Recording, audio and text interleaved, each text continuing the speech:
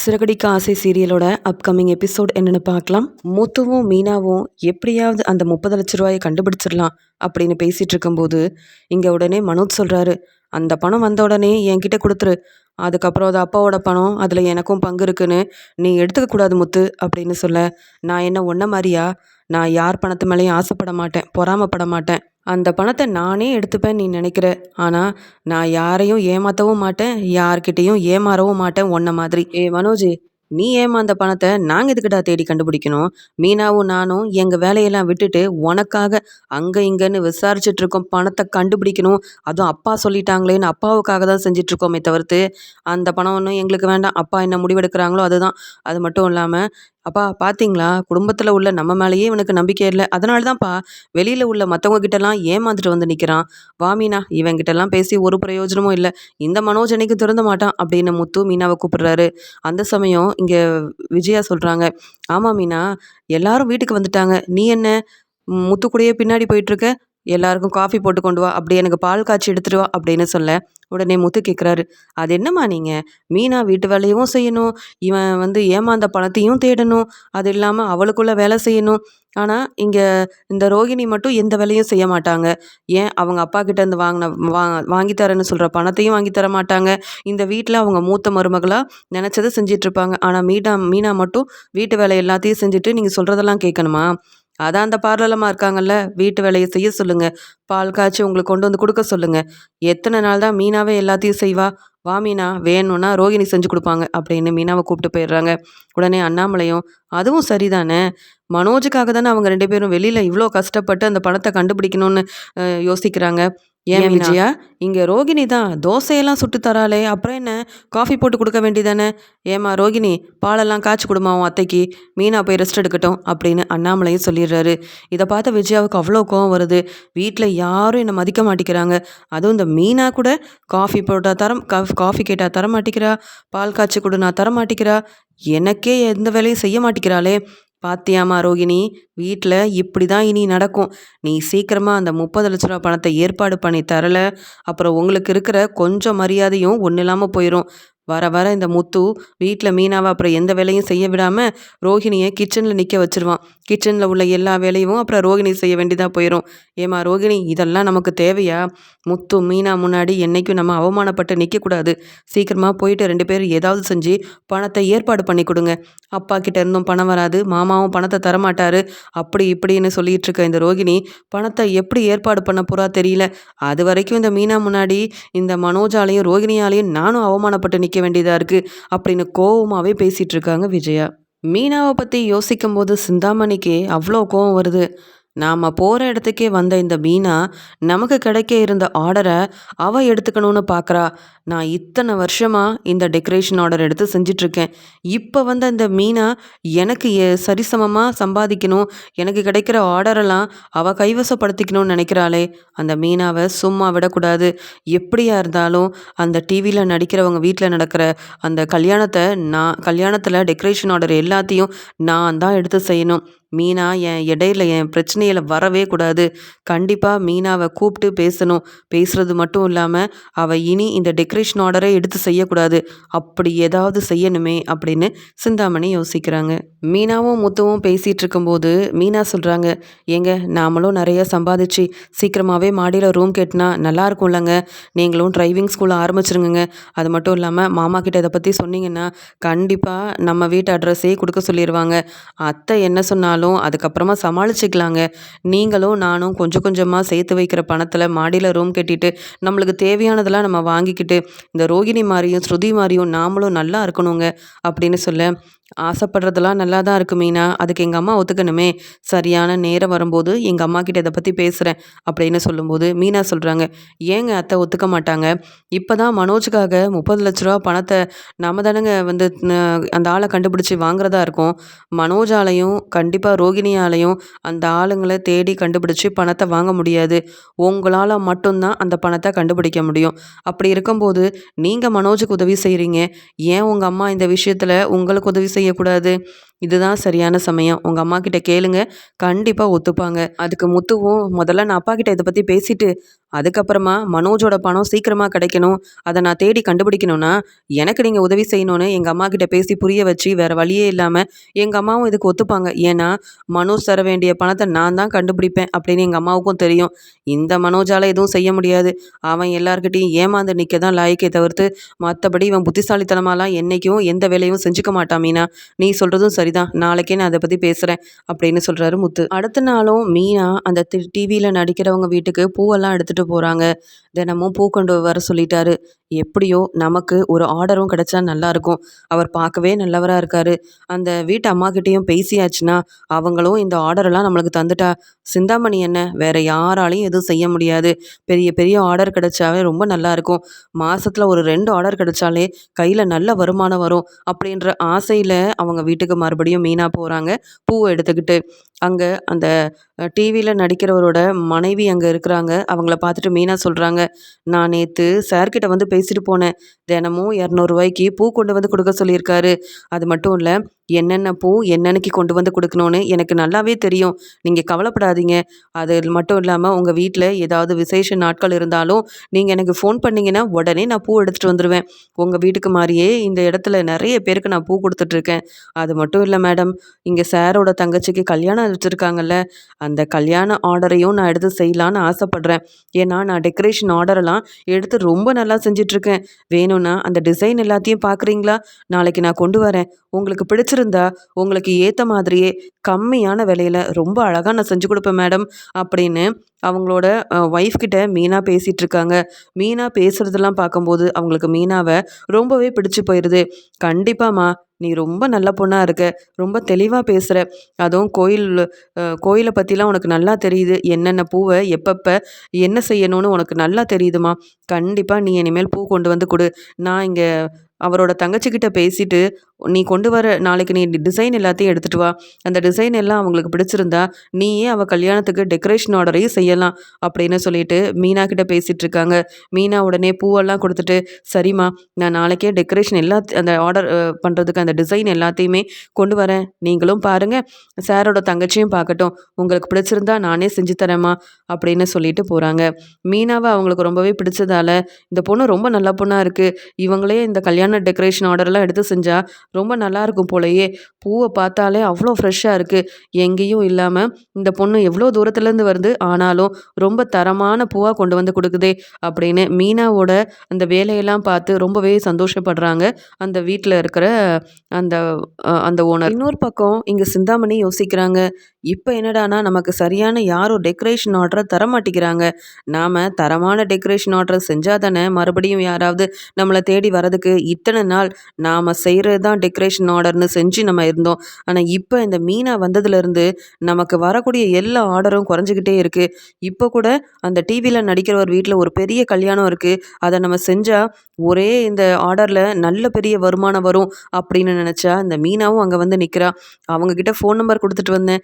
எத பத்தியுமே அவங்க இன்னும் ஃபோன் பண்ணி சொல்லலையே. அந்த ஆர்டர் கிடைக்குமோ, கிடைக்காதோ தெரியல. ஒருவேள எனக்கு தராம அந்த ஆர்டர மீனாக்கு குடுத்துட்டாங்கன்னா, அப்படின்னு யோசனை பண்றாங்க. யார்கிட்ட இத கேட்டு தெரிஞ்சுக்கிறது? ஒருவேள மீனாவுக்கு ஆர்டர் குடுக்க போய் தான் அவங்க இன்னும் எனக்கு ஃபோன் பண்ணாம இருக்கிறாங்களா? அப்படின்னு மீனா மேல சிந்தாமணிக்கு அதிகமா கோவம் வருது. வீட்டுக்கு வந்த மீனா வீட்டு வேலையெல்லாம் செய்யாம, அந்த டிவில நடிக்கிறவரோட தங்கச்சிக்கு புதுசா டெக்கரேஷன் ஆர்டரெல்லாம் செய்றதுக்கு உண்டான டிசைன செய்றாங்க. அது மட்டும் இல்லாம, ஒவ்வொரு டிசைனையா பார்த்து பார்த்து செஞ்சுட்ருக்காங்க. அவங்களுக்கு இந்த டெக்கரேஷன் ஆர்டர் பிடிக்கணும். இதுலேருந்து ஏதாவது ஒண்ண அவங்க வந்து ஒத்துக்கிட்டாங்கன்னா, அப்புறம் இந்த ஒரு ஆர்டர்ல கண்டிப்பா லட்சக்கணக்கில சம்பாதிக்கலாமே.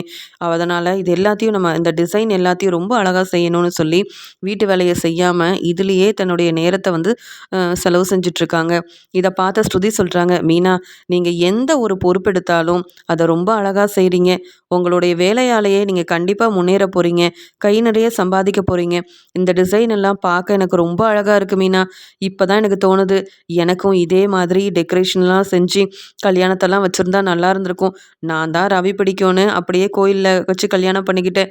ஆனா உங்களுக்கு இருக்கிற திறமையால நீங்க கண்டிப்பா கை நிறைய சம்பாதிக்க போறீங்க." அப்படின்னு ஸ்ருதி மீனாவ ரொம்ப பெருமையா பேசிட்டு இருக்க, இத பார்த்துட்டு தாங்க முடியாத விஜயா வந்து வந்து திட்டுறாங்க மீனாவை.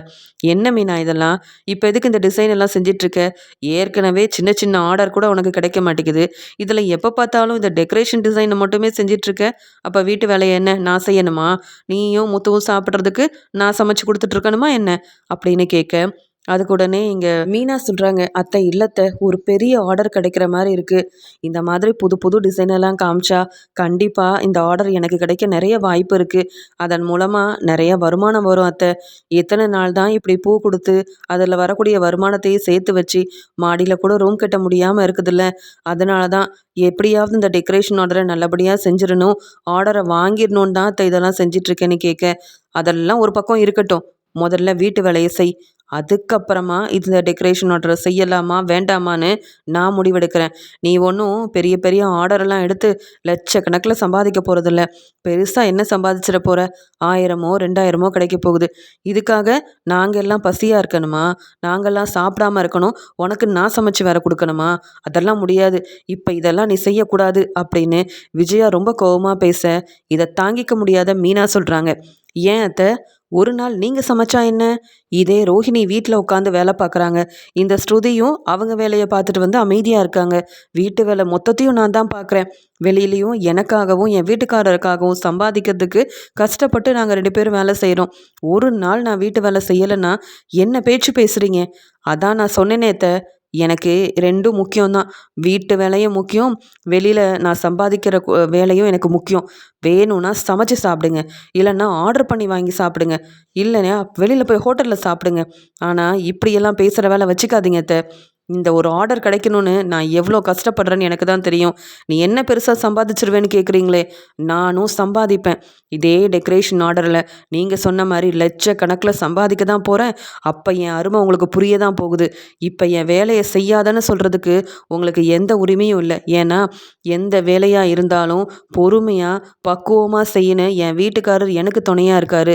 அவர் சொல்லட்டும், நீ வெளியில் போய் வேலை செய்ய வேண்டாம், இந்த டெக்கரேஷன் ஆர்டரும் வேண்டாம், ஒன்றும் வேண்டான்னு என் வீட்டுக்காரர் சொல்லட்டும், நான் ஒத்துக்கிறேன். நீங்கள்லாம் சொல்கிறத கேட்க வேண்டிய அவசியம் எனக்கு இல்லவே இல்லை. உங்கள் வேலையை போய் பாருங்க அத்தை, வேணும்னா சமைச்சு சாப்பிடுங்க அப்படின்னு மீனா கோவமாக பேச விஜயா பயந்து போயிடுறாங்க.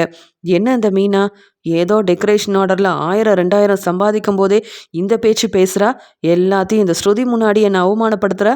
இவெல்லாம் லட்சக்கணக்கில் சம்பாதிச்சா அப்புறம் என்ன மாமியாராகவே பார்க்க மாட்டா, கொஞ்சம் கூட மதிக்க மாட்டா. அதனால தான் சம்பாதிக்க தெரியாமல் இந்த முத்துவும் மீனாவும் இருக்காங்க. இதில் இந்த பேச்சுக்கு ஒன்றும் குறைச்சலே கிடையாது அப்படின்னு சொல்ல, உடனே ஸ்ருதி சொல்கிறாங்க, அவங்க சரியாக தானே சொல்கிறாங்க ஆண்டி, அவங்களுக்கு தேவையான வேலையை அவங்க செஞ்சிட்ருக்காங்க. இதே நீங்கள் ரோஹிணி கிட்டே போயிட்டு இவ்வளோ சத்தமாக பேச முடியுமா? சமைச்சு கொடுத்தே ஆகணும் அப்படின்னு பேசுவீங்களா? மீனாவாக இருக்க எல்லாத்தையும் பொறுமையாக பொறுத்துட்டு போகிறாங்க. இதே என்கிட்ட பேசி பாருங்க, நான் நல்லா உங்களை வெளுத்து வாங்கிடுவேன்.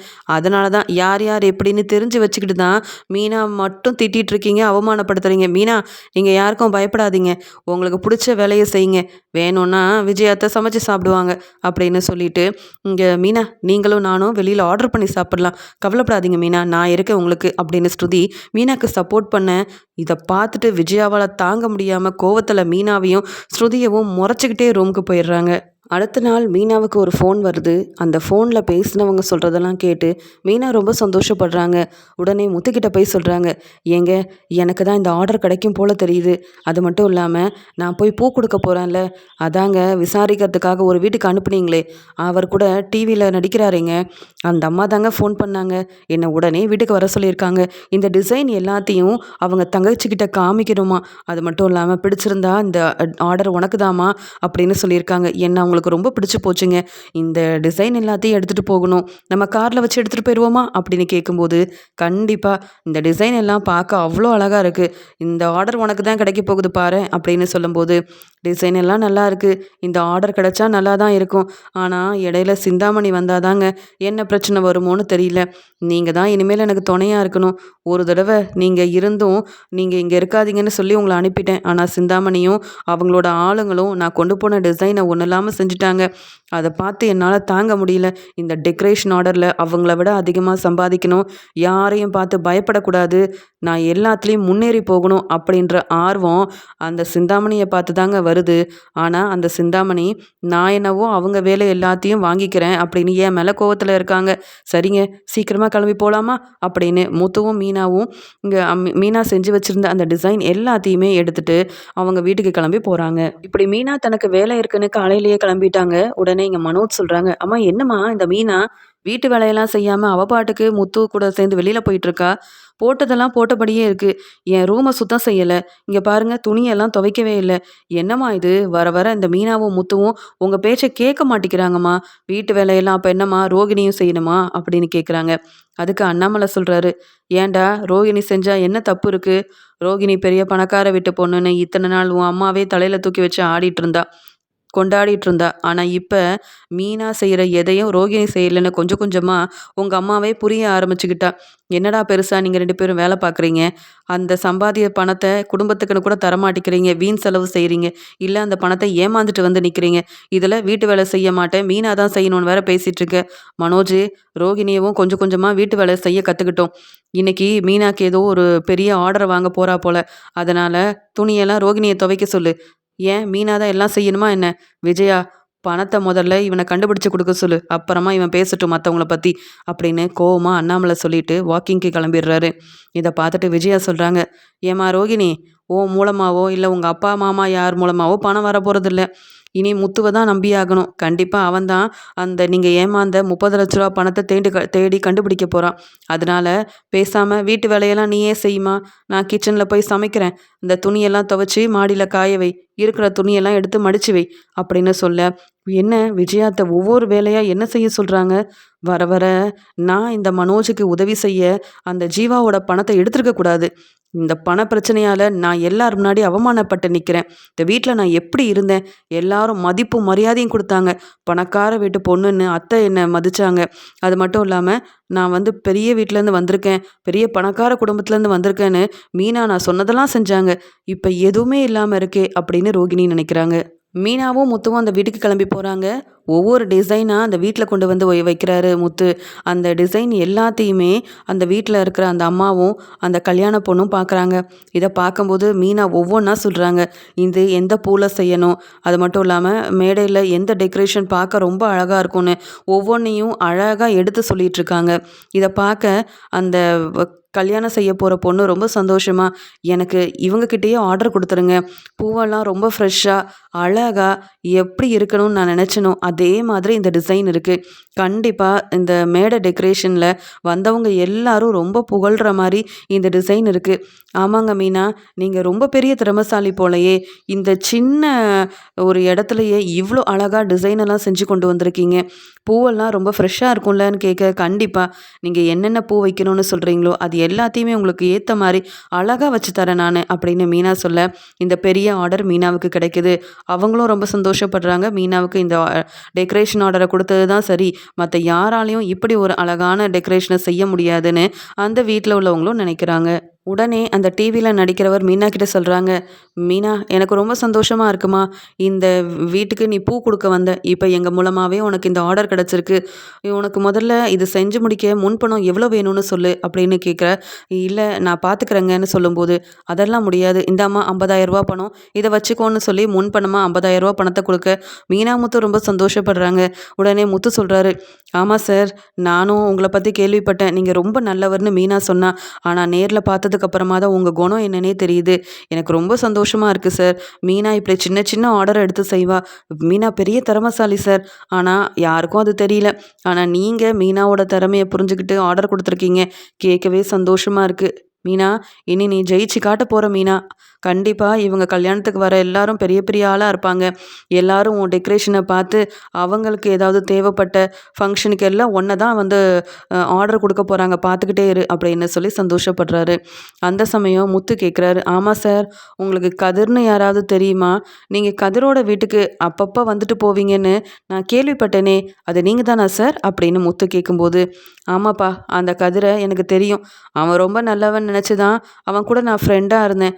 ஆனால் போக போக அவனோட குணமும் எனக்கு பிடிக்கல. அவன் நல்லவே இல்லைன்னு தெரிஞ்சுக்கிட்டு அதுக்கப்புறமா அவன் வீட்டு பக்கம் போகிறதே இல்லை.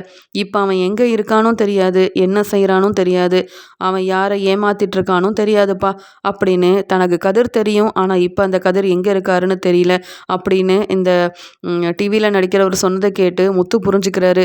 அப்போ நம்மளை மாதிரியே நிறைய பேரை அந்த கதிர் ஏமாத்திருக்கான். அதனால தான் இவர் அந்த கதிர் எங்கே இருக்காருன்னு தெரியலன்னு சொல்கிறாரே அப்படின்னு சொல்லிட்டு, சரி சார் ரொம்ப நன்றி நாங்கள் கிளம்புறோம் அப்படின்னு மீனாவும் முத்துவும் அங்கேருந்து கிளம்பிடுறாங்க. இன்னொரு பக்கம் இந்த சிந்தாமணியும் ஃபோன் பண்ணி கேட்குறாங்க, இந்த டெக்கரேஷன் ஆர்டரை மீனாவுக்கு கொடுத்தாச்சு அப்படின்ற எல்லா விஷயமும் சிந்தாமணிக்கு தெரிஞ்சு ரொம்பவே கோவப்படுறாங்க.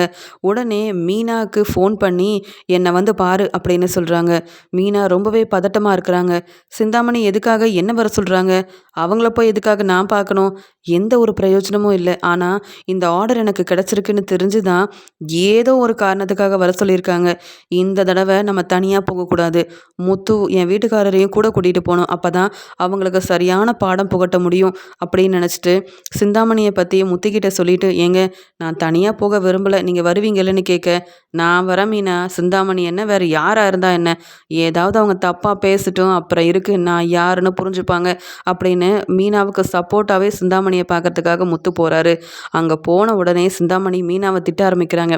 நீ என்ன நினச்சிட்ருக்க, என் வேலைக்கே ஒன்றும் இல்லாமல் செய்யணும்னு நினைக்கிறியா, 30 வருஷமாக அந்த வேலையை செஞ்சிட்ருக்கேன், எனக்கு எதிராக யாரும் இப்படி செஞ்சதே இல்லை, எனக்கு கிடைக்க இருந்த ஆர்டரை நீ ஒன்றும் இல்லாமல் செஞ்சிட்டல, என் மூலமாகவே உனக்கு இந்த ஆர்டர் கிடைக்கிற மாதிரி செஞ்சிட்டல அப்படின்னு சொல்லி திட்டிகிட்டு இருக்கும்போது முத்து அங்கே போயிட்டு, மேடம் மேடம் போதும் போதும், நீங்கள் என்ன மீனாவை இந்த பேச்சு பேசுகிறீங்க, ஆர்டர் கிடைக்கிறதும் கிடைக்காம இருக்கிறதும் அவங்களோட திறமையை பொறுத்து.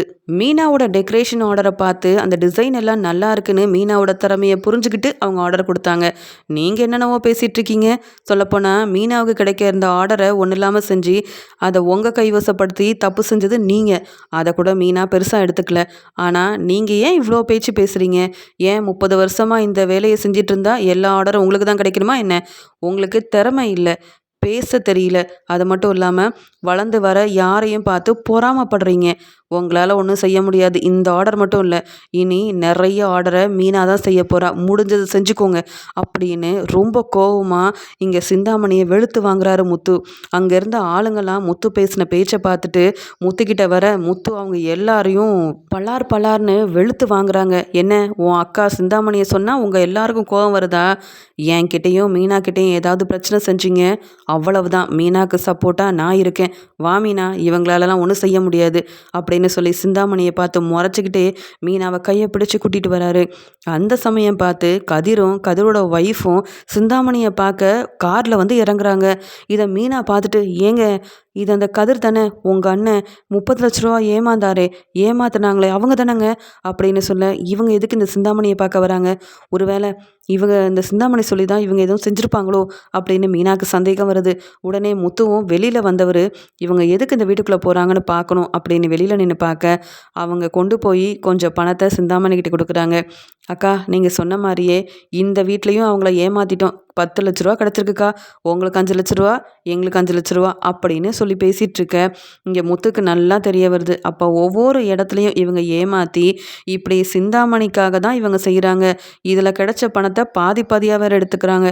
அப்போ என் அண்ணன் பணத்தையும் இவங்க பாதி பாதி எடுத்துருப்பாங்களோ, சும்மா விடக்கூடாது, வசமாக மாட்டிக்கிட்டாங்கன்னு சொல்லிட்டு முத்துவும் மீனாவும் அங்கே உள்ளே போய் அந்த கதிரை என் குடும்பத்தையே ஏமாற்றிட்டு மொத்த பணத்தையும் எடுத்துகிட்டு வந்து இவங்க கிட்ட தான் கொடுத்துட்ருக்கியா, அப்போ இந்த பிரச்சனைக்கெல்லாம் பின்னாடி இந்த சிந்தாமணி தான் இருக்காங்க, நான் இப்படி நடக்கும்னு எதிர்பார்க்கவே இல்லை மீனா, பரவாயில்ல உன்னால் இந்த பணம் கிடைக்க போகுது மீனான்னு சொல்ல, அங்கே கதிர் அங்கேருந்து உடனே கிளம்ப பார்க்க கதிரை பிடிச்சி பலார் பலார்னு வைக்கிறாரு.